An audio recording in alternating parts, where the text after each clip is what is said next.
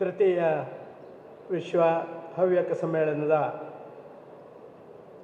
ಈ ಒಂದು ಕಾರ್ಯಕ್ರಮದಲ್ಲಿ ನಮಗೆಲ್ಲ ಆಶೀರ್ವಚನ ಮಾಡಲಿಕ್ಕೆ ಬಂದಿರುವಂತಹ ಶ್ರೀಮದ್ ಜಗದ್ಗುರು ಶಂಕರಾಚಾರ್ಯ ಶ್ರೀ ಶ್ರೀ ರಾಘವೇಂದ್ರ ಭಾರತಿ ಮಹಾಸ್ವಾಮಿಗಳಿಗೆ ಪಾದಾರವಿಂದಕ್ಕೆ ನನ್ನ ಭಕ್ತಿಪೂರ್ವಕ ನಮನಗಳನ್ನು ಸಲ್ಲಿಸಿ, ಈಗ ತಾನೇ ನಮಗೆ ಆಶೀರ್ವಚನ ಮಾಡಿದಂತಹ ಪರಮ ಪೂಜ್ಯ ಶ್ರೀ ಶ್ರೀ ಸುಬುಧೇಂದ್ರ ತೀರ್ಥ ಮಹಾಸ್ವಾಮಿ ರಾಘವೇಂದ್ರ ಮಠ ಮತ್ತು ಆದಿಚುಂಚನಗಿರಿ ಮಹಾಸಂಸ್ಥಾನದ ಸೌಮ್ಯನಾಥ ಮಹಾಸ್ವಾಮಿಗಳಿಗೆ ನನ್ನ ಭಕ್ತಿಪೂರ್ವಕ ನಮನಗಳನ್ನು ಸಲ್ಲಿಸಿ, ವೇದಿಕೆಯಲ್ಲಿ ಉಪಸ್ಥಿತರಿರುವಂಥ ಎಲ್ಲ ಹಿರಿಯರೇ ಸೇರಿದಂಥ ಶ್ರದ್ಧೆಯ ತಾಯಂದಿರೇ, ಆತ್ಮೀಯ ಅಣ್ಣ ತಮ್ಮಂದಿರೇ, ಪ್ರಾಯಶಃ ಒಂದು ಅದ್ಭುತ ಕಾರ್ಯಕ್ರಮದಲ್ಲಿ ನಾವೆಲ್ಲ ಭಾಗವಹಿಸ್ತಾ ಇದ್ದೇವೆ ಅಂತ ನನಗೆ ಅನಿಸ್ತಾ ಇದೆ.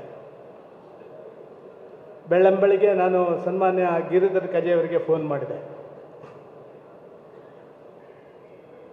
ಈ ದೇಶ ಕಂಡಂಥ ಒಬ್ಬ ಅದ್ಭುತ ರಾಜಕಾರಣಿ, ಮಾನ ಅಪಮಾನಗಳನ್ನು ಸಮಾನವಾಗಿ ಸ್ವೀಕಾರ ಮಾಡಿ ಒಂದು ಹೊಸ ಆರ್ಥಿಕ ವ್ಯವಸ್ಥೆಯನ್ನು ನಮಗೆ ಭಾರತ ದೇಶಕ್ಕೆ ಕೊಟ್ಟಂಥ ನಮ್ಮ ಹಿಂದಿನ ಪ್ರಧಾನಮಂತ್ರಿಯವರು ನಮ್ಮನ್ನು ಅಗಲಿದ್ದಾರೆ. ಆ ಕಾರಣದಿಂದ ಕಾರ್ಯಕ್ರಮಗಳನ್ನು ಹೇಗೆ ನಿರೂಪಣೆ ಮಾಡ್ತೀರಿ ಅಂತ ಹೇಳುವಂಥ ಮಾತನ್ನು ಕೇಳಿದೆ. ಪ್ರಾಯಶಃ ಗಿರಿಧರ್ ಕಜೆಯವರು ಒಂದು ಮಾತನ್ನು ಹೇಳಿದರು, ಈ ಕಾರ್ಯಕ್ರಮವೇ ಅವರ ಈ ಒಂದು ಅಗಲುವಿಕೆಯನ್ನು ಸಹಿಸಿಕೊಳ್ಳಿಕ್ಕಾಗದಿದ್ದರೂ ಕೂಡ ಅವರಿಗೆ ಸಮರ್ಪಣೆ ಮಾಡುವಂಥ ಒಂದು ಮನೋಭಾವದಿಂದ ಈ ಕಾರ್ಯಕ್ರಮವನ್ನು ಮಾಡ್ತೇವೆ ಅಂತ ಹೇಳುವಂಥ ದೊಡ್ಡ ಮಾತನ್ನು ಈ ಸಮಾಜ ಹೇಳಿ, ಇದು ಒಂದು ಸಮಾಜದ ದೊಡ್ಡ ಸ್ಥಾನ ಅಂತ ನಾನು ಭಾವಿಸ್ತಾ ಇದ್ದೇನೆ. ಇವತ್ತಿನಿಂದ ನಾಳೆ ನಾಳ್ದು 3 ದಿನ ನಡೆಯುವಂಥ ಕಾರ್ಯಕ್ರಮ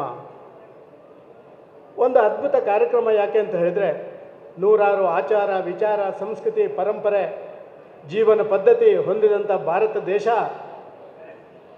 ವಿವಿಧತೆಯಲ್ಲಿ ಏಕತೆಯನ್ನು ಕಾಣಬೇಕು ಅಂತ ಹೇಳಿದರೆ ಅದಕ್ಕೆ ಯಾವ್ದಾದ್ರು ಒಂದು ದಿಕ್ಸೂಚಿ ವ್ಯವಸ್ಥೆಗಳನ್ನು ಕೊಡುವಂಥವ್ರು ಬೇಕು.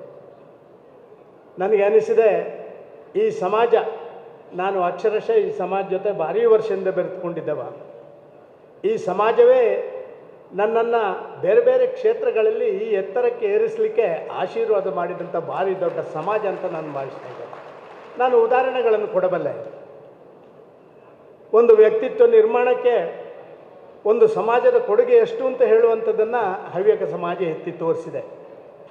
ಇವತ್ತು ಕೂಡ ಸಾವಿರಾರು ವರ್ಷಗಳ ಇತಿಹಾಸವುಳ್ಳವಂಥ ಆ ಹಿಂದುತ್ವದ ಬಗ್ಗೆ ಯಾವುದೇ ಸಂದರ್ಭದಲ್ಲಿ ಕೂಡ ಅದನ್ನು ಸವಾಲಾಗಿ ಸ್ವೀಕಾರ ಮಾಡಿ ಹಿಂದುತ್ವವನ್ನು ಉಳಿಸಿದಂಥ ಅದ್ಭುತವಾದಂಥ ಒಂದು ಸಮುದಾಯ ಇದು ಅಂತ ನಾನು ಭಾವಿಸ್ತಾ ಇದ್ದೇನೆ.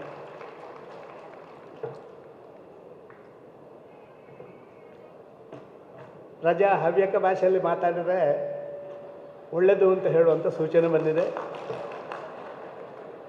ಆದರೆ ನನಗೆ ಹವ್ಯಕ ಭಾಷೆ ಬಂತು, ಆದರೆ ನಿಸರ್ಗಗಳಲ್ಲಿ ಮಾತಾಡಲೇ ರಜಾ ಕಷ್ಟ ಆಗುತ್ತೆ.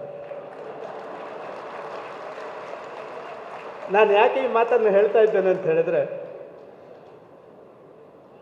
ಸರಿಯಾದ್ದನ್ನು ಹೇಳುವಂಥವರ ಸಂಖ್ಯೆ ಕಡಿಮೆ ಆಗ್ತಾ ಇದೆ. ಎಲ್ಲರೂ ತಪ್ಪಿದರೆ ಅದನ್ನೇ ದೊಡ್ಡದಾಗಿ ಬೇರೆ ಬೇರೆ ನ್ಯೂಸ್ಗಳನ್ನಾಗಿ ಪರಿವರ್ತನೆ ಮಾಡುವಂಥದ್ದನ್ನು ನಾವು ನೋಡ್ತಾ ಇದ್ದೇವೆ.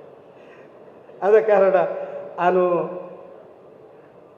ಹವ್ಯಕ ಭಾಷೆಯಲ್ಲಿ ಮಾತಾಡಲು ಗೊತ್ತಿದ್ದರೂ ಕನ್ನಡಲ್ಲೇ ಮಾತಾಡುತ್ತೆ. ಇದು ಬ್ಯಾಂಗ್ಳೂರು ಆದ ಕಾರಣ ಬ್ಯಾಂಗ್ಳೂರಿನವರಿಗೆಲ್ಲ ಇದು ಗೊತ್ತಾಗಲಿ. ನಾನು ಗಿರಿಧರ್ ಕಜೆಯವ್ರನ್ನ ಅಭಿನಂದಿಸ್ತೀನಿ.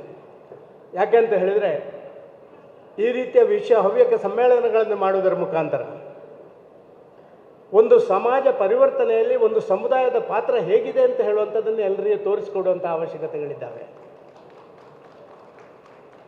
ಆ ಸಾಮಾಜಿಕ ಪರಿವರ್ತನೆ ಅದಕ್ಕೆ ವೇಗತೆ ಕೊಡಬೇಕಾದ್ರೆ ಆ ಕೆಲಸ ಕಾರ್ಯಗಳನ್ನು ಮಾಡಿ ಅನುಭವ ಇರುವಂಥವರು ಆ ಕೆಲಸ ಕಾರ್ಯಗಳ ಅನುಷ್ಠಾನಕ್ಕೆ ಇನ್ನಷ್ಟು ವೇಗವನ್ನು ಕೊಡುವಂಥವರು.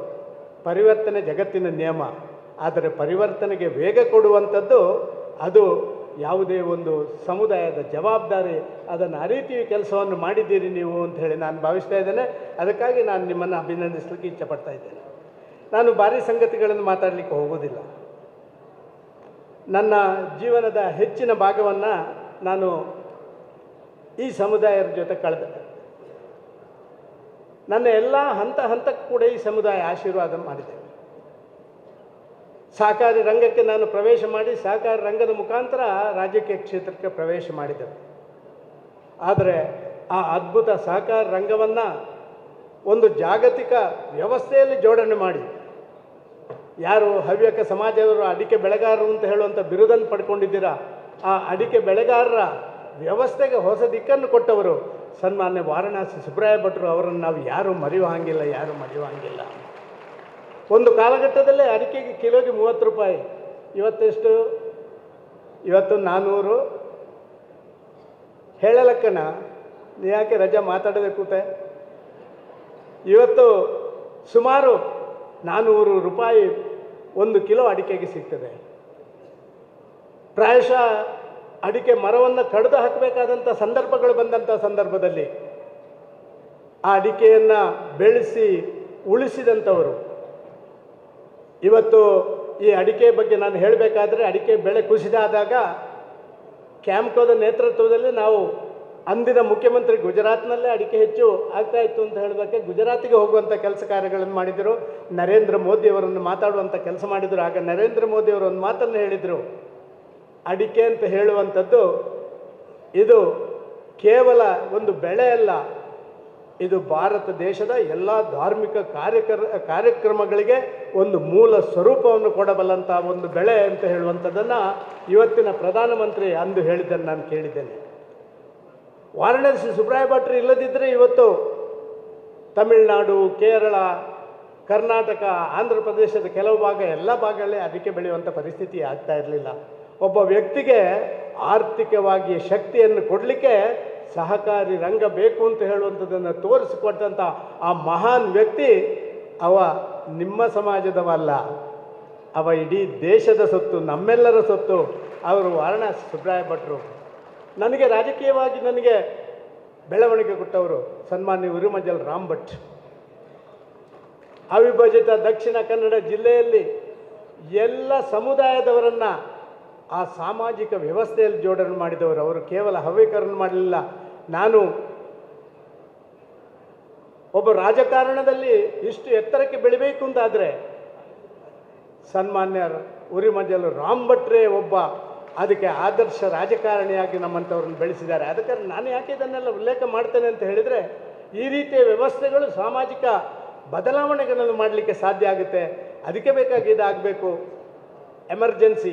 ಎಮರ್ಜೆನ್ಸಿ ಬಗ್ಗೆ ಉಲ್ಲೇಖ ಮಾಡಿದರೆ ತಪ್ಪಾಗ್ತದೆ. ಎಮರ್ಜೆನ್ಸಿಯ ಕಾಲಘಟ್ಟ ಈ ದೇಶದ 2ನೇ ಸ್ವಾತಂತ್ರ್ಯ ಸಂಗ್ರಾಮ ಅಂತಲೇ ಹೇಳಿದಂಥ ಆ ಎಮರ್ಜೆನ್ಸಿಯಲ್ಲಿ ಅದರ ವಿರುದ್ಧ